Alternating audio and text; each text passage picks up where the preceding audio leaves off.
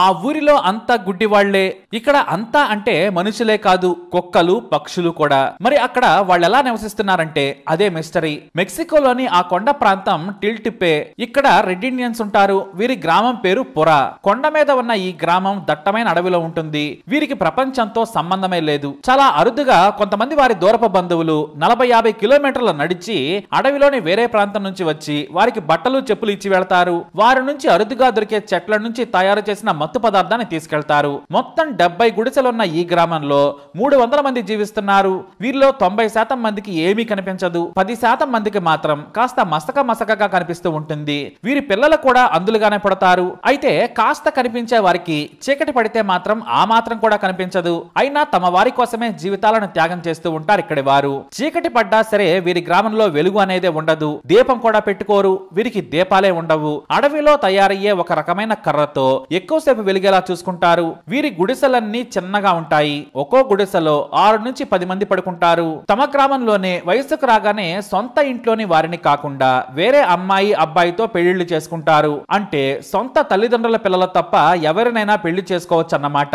అన్నా చెల్లి అక్క అనే వరుస ఉండదు. వయసుతో కూడా లింక్ ఉండదు. ఇలానే వందలాది సంవత్సరాలుగా బ్రతుకుతున్నారు ఈ గ్రామస్తులు. అయితే కొన్నేళ్ల క్రితం అడ్వెంచర్ టూర్ కు వెళ్లిన 2 యువకులు వీరిని మొదటిసారి చూశారు. అక్కడ అందరూ అందులే ఉండడం చూసి షాక్ అయిపోయారు. అయితే కొత్త వాళ్ళు తమ ప్రాంతానికి వచ్చారని తెలియగానే కాస్త కళ్ళు కనిపించే వారంతా వారిపైకి పదునైన బాణాలను విసిరారు. చివరకు వారిని ప్రాధేయపడి బ్రతిమలాడి మేము ఏమీ చేయము, సాయం చేస్తామని చెప్పారు. వారి గురించి తెలుసుకుని షాక్ అయిపోయారు. గుడిసెల పక్కనే ఉన్న వారికి వ్యవసాయం ఉంది. పళ్ల నుంచి కూరగాయల వరకు పండించుకుంటున్నారు. అందరిది ఒకటే వ్యవసాయ క్షేత్రం. అందరూ పని చేస్తారు. తినడం కోసం అన్ని చేసుకుంటారు. అందులైన వారంతా కూడా కళ్ళు లేకున్నా వ్యవసాయం చేస్తుండడం ఆశ్చర్యం కలిగించే విషయం. స్పర్శ ద్వారానే అన్ని పసిగడతారు. అయితే కాస్త కళ్ళు కనిపించేవారు ఇళ్లు నిర్మించడం, ఇతర విషయాలను చక్కబెడుతూ ఉంటారు. పెళ్లిళ్లు అయినా సరే వారి పిల్లలకు కూడా కళ్ళు కనిపించవు. చివరకు చాలా కుక్కలకు కూడా కళ్ళు లేవు. అయితే కొత్త వారు వస్తే మాత్రం వాసన పసిగట్టి అరుస్తాయి. కొన్ని పక్షులకు కూడా కళ్ళుండవు. ఇంకొంతమందికి అయితే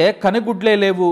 ఇంకొంతమందికి ఒక కన్ను కాస్త కనిపిస్తూ ఉంటుంది. మబ్బులు పట్టాయంటే ఏమీ కనిపించదు. సూర్యుడు బగబగలాడేలా ఉంటేనే కళ్ళు కనిపిస్తాయి.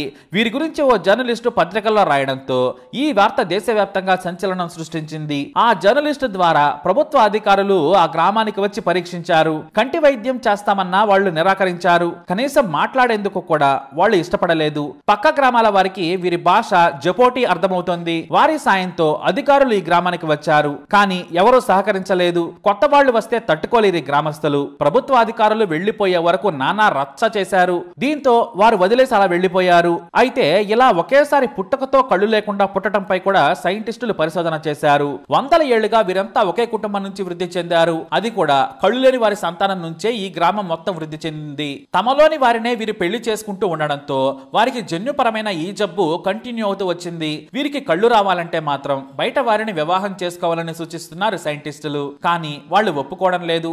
మాకు కళ్ళు లేకపోయినా పర్వాలేదు, మేము చాలా బాగున్నాం, బయట వారిని మాత్రం పెళ్లి చేసుకుని జీవితాలను నాశనం చేసుకోలేం అని భీష్మించుకుని కూర్చున్నారు. అయితే వీరిలో పెళ్లి వేడుకలు పిల్లలు పుడితే మాత్రం సంబరాలు పక్క అడవుల్లోని గ్రామాలకు కనిపిస్తాయట. మద్యం తయారు చేసుకుని విందుతో హంగామా చేస్తారట. కళ్ళు లేకపోయినా వీరు చేసినట్టుగా ఎంజాయ్మెంట్ ఎవరూ చేయలేరు అని పక్క గ్రామస్తులు చెబుతూ ఉంటారు. ఈ గ్రామంలో పూర్తిగా కళ్ళు కనిపించే వ్యక్తి అయితే ఎవ్వరూ లేరు. అంతెందుకు దాదాపు 20 కుక్కలకే కళ్ళు లేవు. కొన్ని పక్షులకు కూడా కళ్ళు లేకుండానే జీవిస్తున్నాయి. మరి వాటికెందుకు కళ్ళు లేవనేది మాత్రం మిస్టరీనే. మరి ఈ బ్లైండ్ విలేజ్ పై మీ అభిప్రాయాన్ని కామెంట్ ద్వారా తెలియజేయండి. వీడియోని లైక్ చేయండి, షేర్ చేయండి, మా ఛానల్ ని సబ్స్క్రైబ్ చేసుకోండి.